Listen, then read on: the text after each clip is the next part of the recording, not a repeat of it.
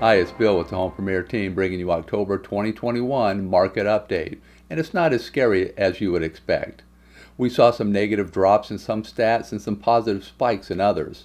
So let's take a look how October went.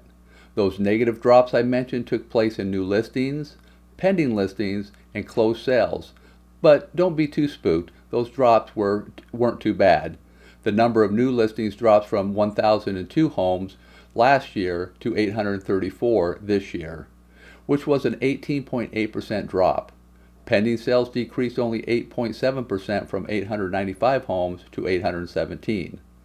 Lastly, closed sales dropped 16.4% from 912 homes in October 2020 to 762 in October 2021.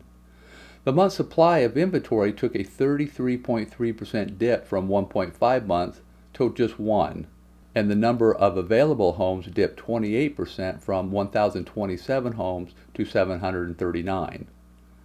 The least spooky part of October was the number of days on market. With only 16 days on the market in October 2021, we saw a 20% decrease from 20 days in 2020.